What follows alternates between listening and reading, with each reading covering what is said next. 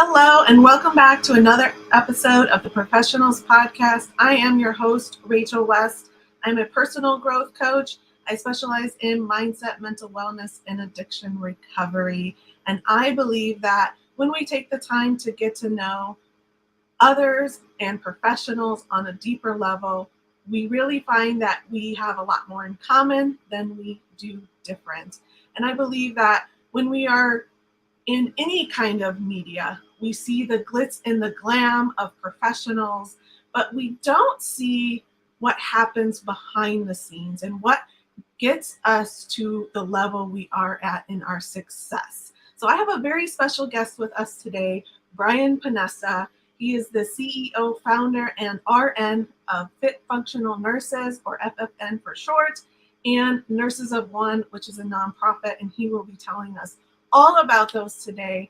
Welcome to the show, Brian. Thank you, Miss Rachel, for having me. I appreciate it. How are you today? I am doing wonderful. I'm so excited that you're here with us. Me too. Thank you. So let's just dive right in. Tell us a quick 5-minute or so background and how you got to where you are and founded these amazing programs.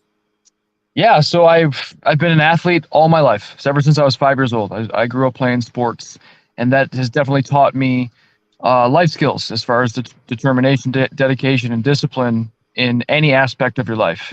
And I've taken those characteristics and it's led me to where I'm at today. I was a personal trainer for 10 years. I took my talents. I was in Niagara Falls and Buffalo, New York. I went to New York City, trained out there, clients. I worked for a gym called Equinox, and then I went into the corporate wellness system. And then after about 2.5 years of that, I really wanted to take the next step in the health and wellness field. And doing so, I went back to nursing school. I had a bachelor's degree in health education, and then I had that little whisper and that intuition saying that there's something more for me in my life. And I wanted to just, again, take my talents above and beyond where I was and take the next step in the health field. And it was either become a therapist or a nurse. And I chose. Oh no, we lost him. Well, hopefully he'll be right back to continue sharing his story and how he became the founder of FFN. So while he's getting back on, I'll share with you what I know from his organization, FFN. He is a retired nurse, and he saw the need as a nurse for programs and resources for nurses in active nurses, nurses who are retired, and terminally ill nurses as well. So he founded the FFN to specifically provide resources for nurses here locally, and he wants to grow it to be national organization. He also formed Nurses of One, which is a 501c3 program where he started and founded the organization to help nurses as well.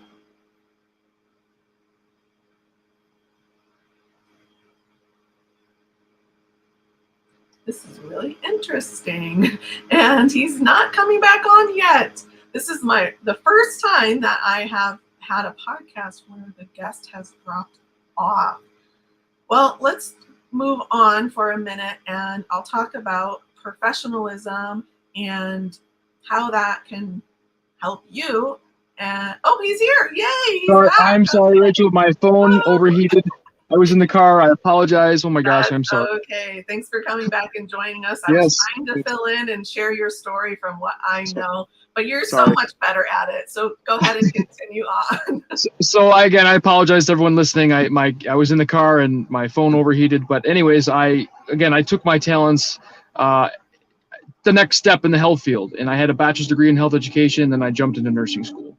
And I guess the message that, again, why we're speaking today, Rachel, is this. When you take a step backwards to go forwards, it's probably one of the most difficult things you can do. But it's necessary because you have to build your character, you have to build your attitude, and you have to change as an individual for you to further your life and your career. And it sucks going backwards to go forwards, but it's definitely necessary. So that message goes out to any entrepreneur or person that just feels deep down inside when they look at themselves in the mirror that there's something more for you in life, that means typically there is something more. But it requires a lot of dedication and discipline to change. And change, as we know, is a very difficult thing to do. I always say become comfortable being uncomfortable, because that's the magic of things. and that's every day in the nursing world, being uncomfortable or being comfortable in uncomfortable situations. And especially, it's not just yourself, it's you portraying that message to patients and family members and people in the hospital, because guess what? When you're in a hospital system as a patient, all the power and control is taken away from you. And it's a scary thing because you're always waiting on other people to tell you what's going to happen next. And it's very frustrating. And that's where I guess I excelled as a nurse, because I always met that patient on their level and helped them try to understand that I know the situation is not the best, but we have to do what we can to get you out of this hospital as quickly as we can and as safely as we can. Mm-hmm. So tell us about your overall mission, because I know that's a big one. So coming from New York State, I've just seen and experienced a different side of the healthcare. And then coming to Nevada now, it's totally changed. And working in the healthcare system here in the hospitals for about 7.5 years now, it's on my shoulders to take the next step and to help this healthcare system evolve here in Las Vegas, because we are definitely lacking. We rank 48 out of 50 states when it comes to our healthcare. And it's frustrating to me when I hear people people that are living here in Nevada need to go to another state to have their healthcare system or have their needs met when it comes to healthcare. And that's frustrating, because it's like we have every attraction and every amenity here in Las Vegas and in Nevada, but we don't have the healthcare system, the standards here, and we have the issue of quality versus quantity. We just have too many people here, and we just don't have enough medical care or staff to give the care that they need. And that's why people are going elsewhere for their healthcare, which is a very fortunate thing. So with the companies that I stepped out of the hospital to do something that's never been done before. I really focus on nursing students, nurses, CNAs, LPNs, nurse practitioners, and also medical professionals, because we work together in a hospital to give the best optimal patient care that we can. We all work together. I improve and I focus on that nurses or medical professionals' lifestyle outside of work, because that's how all of us listening to this podcast today come back to work stronger, is when we take care of ourselves, whether that be mental health, spiritual health, physical health. Doing the things that we enjoy doing outside of work help us come back to work stronger individuals. Yes. If you're not spending time with the people, who care about you the most, doing the hobbies that you enjoy doing, you're not going to come back to work stronger. You're not. It's just not going to happen. And it's not about the money anymore. And I keep telling this message to like city council people and state senators and the attorney general. It's not about the money anymore that nurses are really concerned about. It's about the longevity. It's about, how am I going to be treated as an employee inside of a hospital? We've all seen on TV, on the internet, there's nursing shortages everywhere. Well, why is that? It's, again, these corporations are not giving back, incentivizing, showing the benefits and the appreciation of what they can to their employees. And that's the problem. These corporations are always going to have shortages and always looking for new nurses to come on board and work for them, because, again, the employees are not satisfied. It's like this. Let me give you a perfect example for everyone listening. Let's say you have fulfilled your daily or your weekly requirements for hours of work. So you put in your 36, you put your 40 hours of work in, but your boss calls you and says, look, I need you to come in and work an extra shift for me, and I can pay you time and a half, but that's all I can do for you.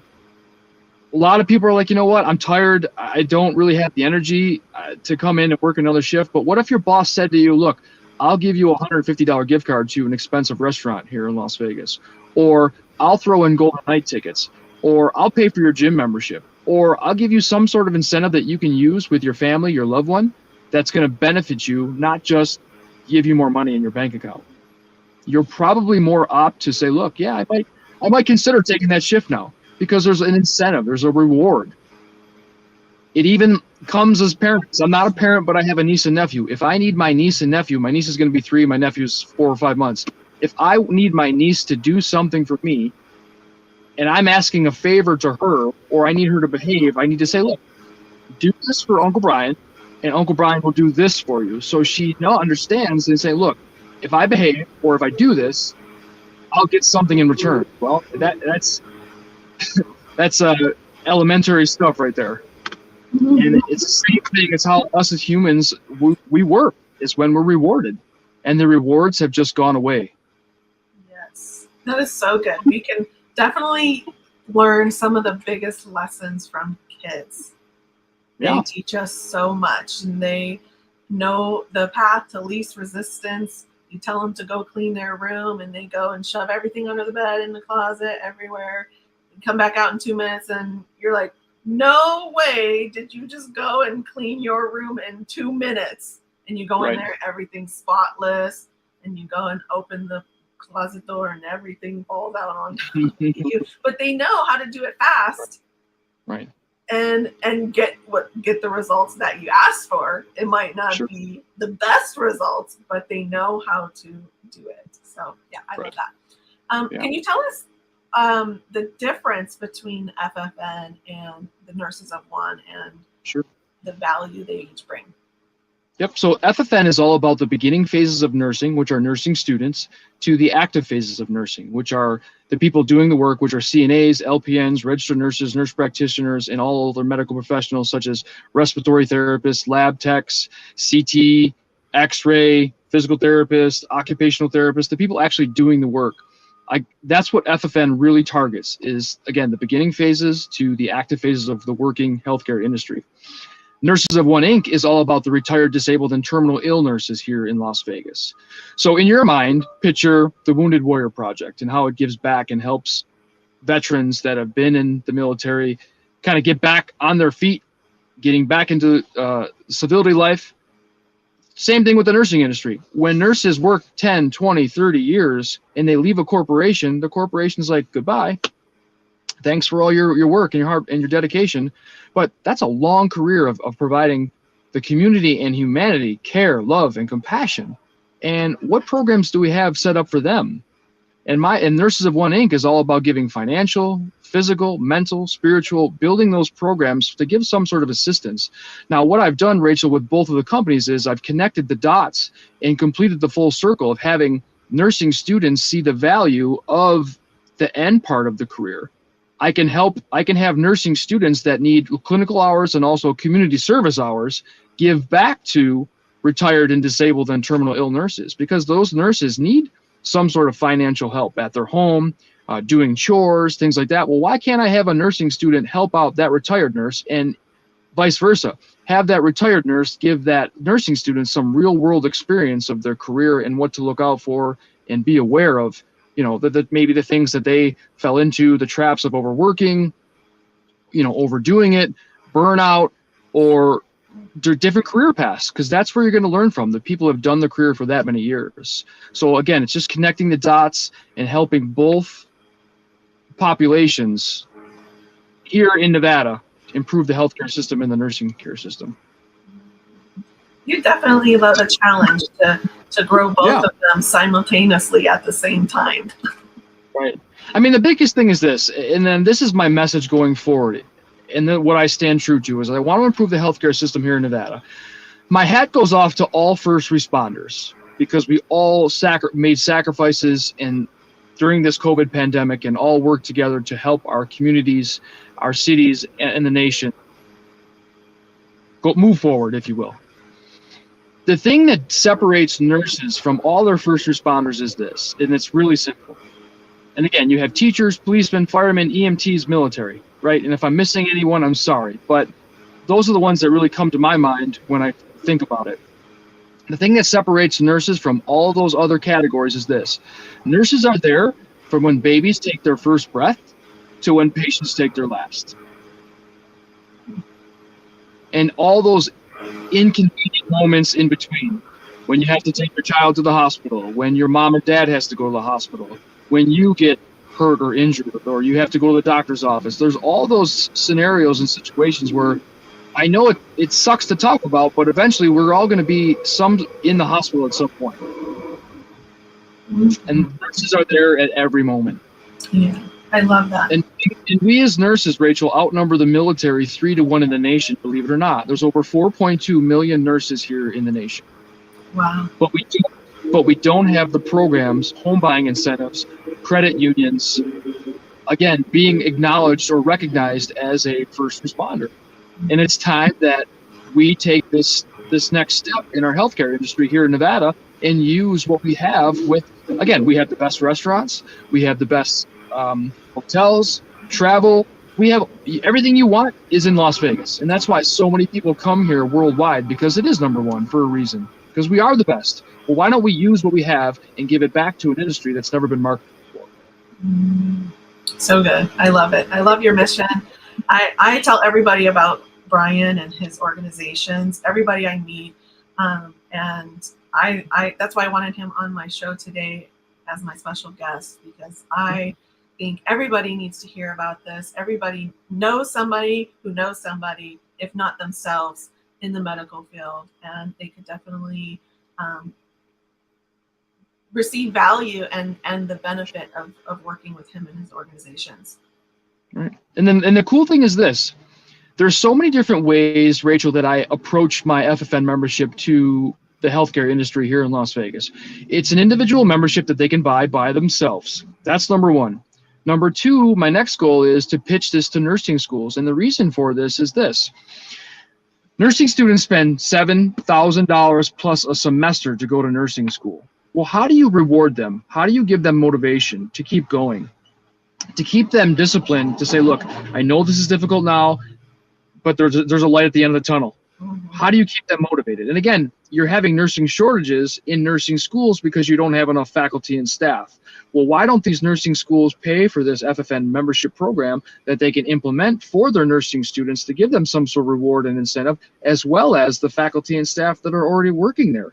That will help the nursing school recruit more teachers and instructors to come to their school and teach, because now what they're doing is they're providing a lifestyle benefit. And that's what FFN is all about. It's improving the lifestyle, helping people save money and live better by doing the things that they enjoy doing outside of work. So we have individual membership, we have a nursing school membership, and also too, my end goal is to say, look, I want to present this in front of large corporations where they can use to help retain and recruit better employees to come work for them. And it's simple math. When you invest in your employee, guess what? You can use that as a write-off at the end of the year. That's the way it works. So guess what? If you're a corporation that has thousands of employees, I mean, you can pay $400 or $500 a year for this membership, FFN membership, to give back to your employees to reward them, and you can use as a write-off at the end of the year. So do the math. 3,000 employees times $450, $500. Well, that's pretty close to $1.6 million that corporations can start using, saving money by, again, giving some love to their employees, the ones that are working there for them. You want to talk about programs that are in action, in play, instead of just talking about solutions? Well, this is in play. This is what I want to do and take the next steps of changing the healthcare system here in Nevada by putting it into play and action to get. Thank God right now, Rachel, I have 113 local businesses on board with FFN, and a shout out to all my current business partners with FFN, because they believed in the FFN mission and they believe in improving the healthcare system here in Nevada. That's amazing. So I appreciate them putting their faith in me, representing an industry that's never been done before, because that's a big thing too. That's big. That's huge. And I have another way too. And I remember this: medical assistants, doctors' offices. Doctors' offices have staff as well, right? Receptionists, medical associates, CNAs, LPNs, registered nurses. Doctors can pay for this lifestyle membership for their staff to show the value, again, of the lifestyle outside of work. So you have you have happier, and you have hopefully healthier individuals that are coming back to your workplace. Yes. All right, let's switch to you a little bit. I want to know, what do you do to create work-life harmony for yourself? Yeah, Rachel, that's been a very humbling lesson over the last 7.5 years, because I'm not married and I now have kids. I have put work in front of everything and all my priorities, because deep down inside, I believed in always going that extra mile, picking up that extra shift, doing favors for my managers and coworkers, working the holidays, things like that, taking that upon my shoulders to prove myself to managers and employees, to say I'm a hard worker. And again, I'm not a slacker, I'm not lazy. And it's a thing when you look at yourself in the mirror and say, look, have I done everything I possibly could to live the lifestyle I wanted? So in order to do that, I had to put work first and make a name for myself. Mhm. And I believe that the 7 years that I've done that, it's worth it now to see what I'm doing now. What happens is this: I'm a Catholic faith guy. I grew up Catholic, just going to church on Saturdays.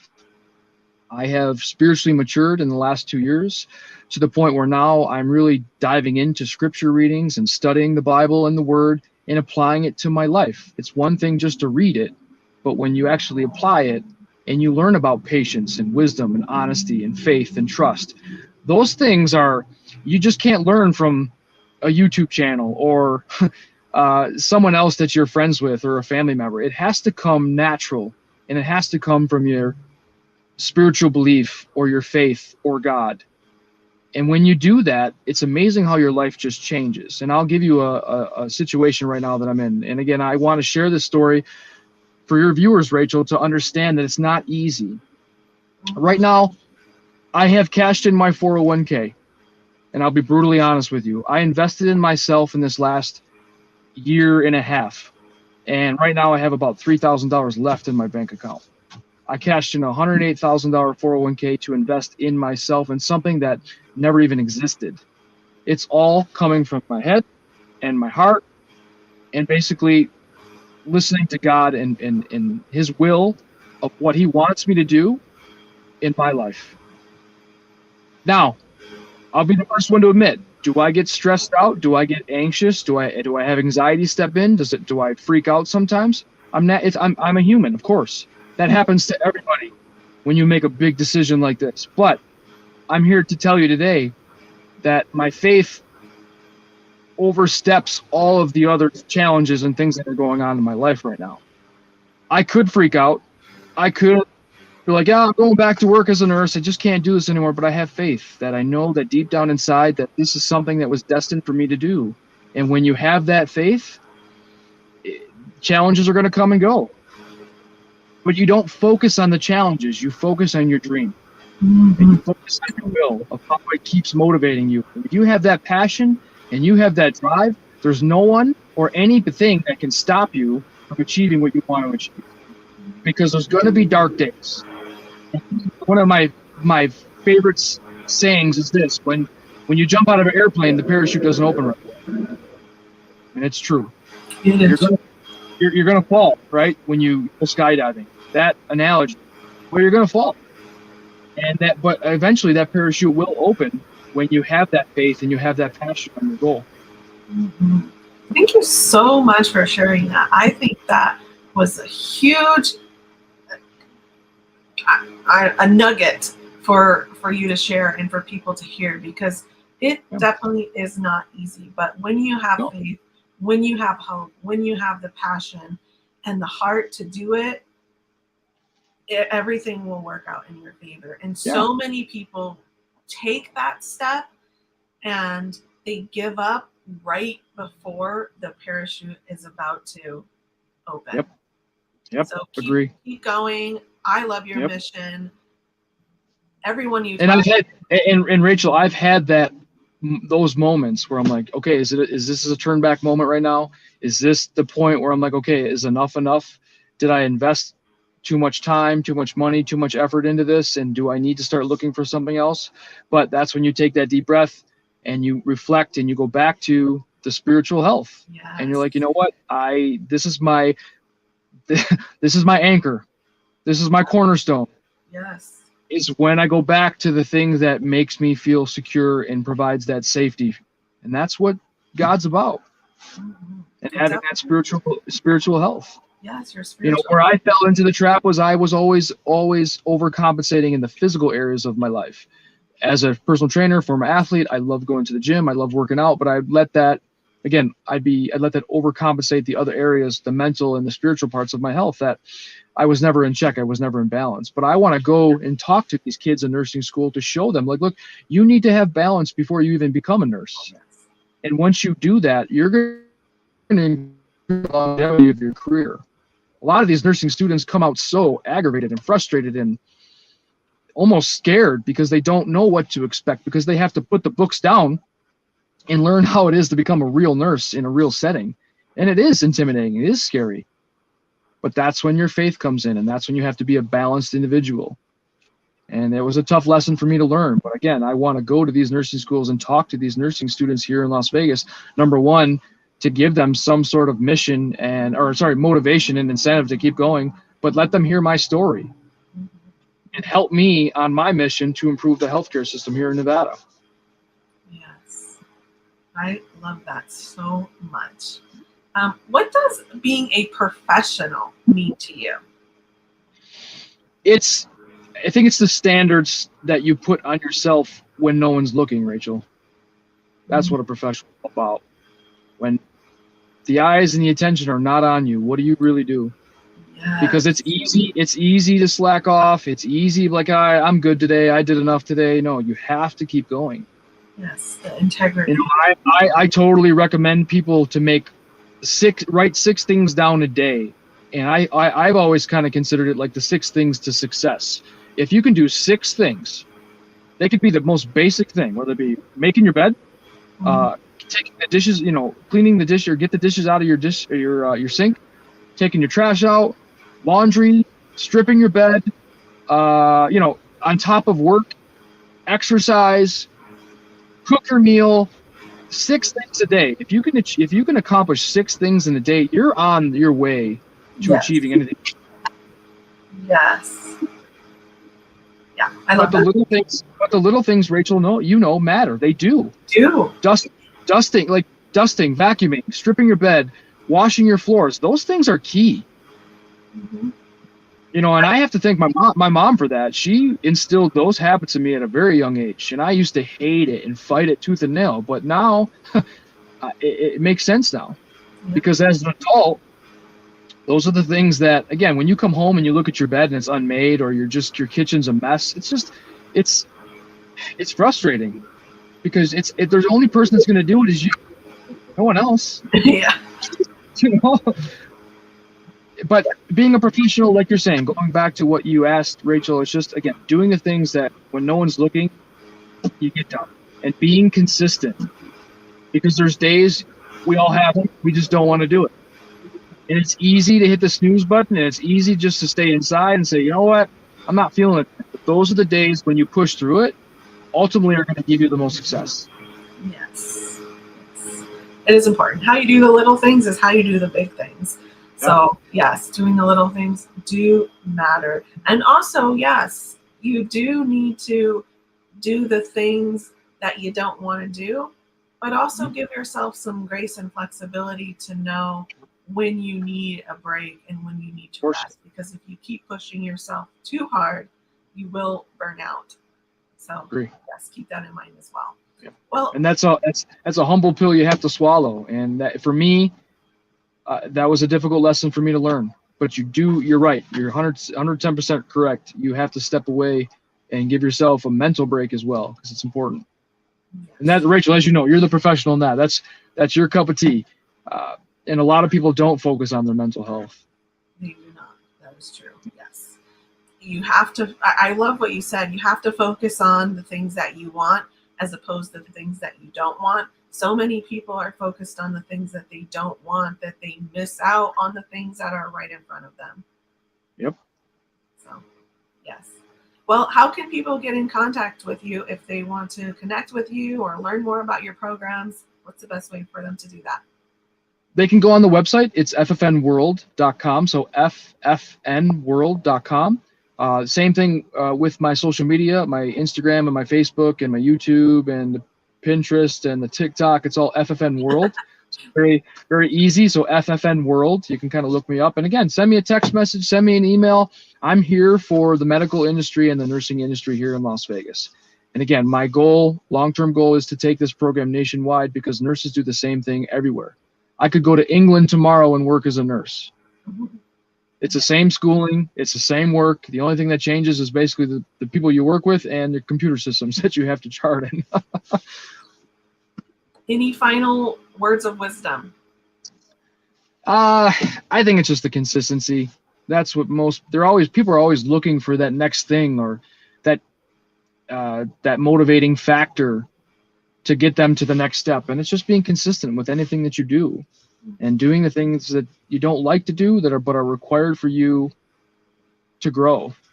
Yes. Everybody goes through, and Rachel, this is your cup of tea. You can attest to this. Everybody goes through challenges in their life. Everybody. Yep, I have. It's just the way it works. Yep. Challenges are always going to present themselves in the worst possible times. Yes. But my message is this: when you get through those challenges, that's what builds your character. And every time you accomplish or you go forward and you get over that hump or that hill, that challenge, you get a little stronger, and that's a game changer. It is, yes.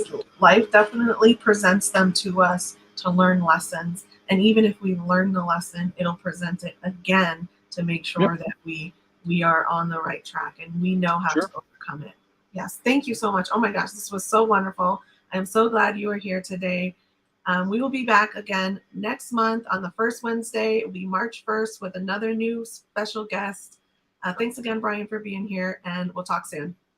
Thank you so much. Have a great day, guys. Thank you.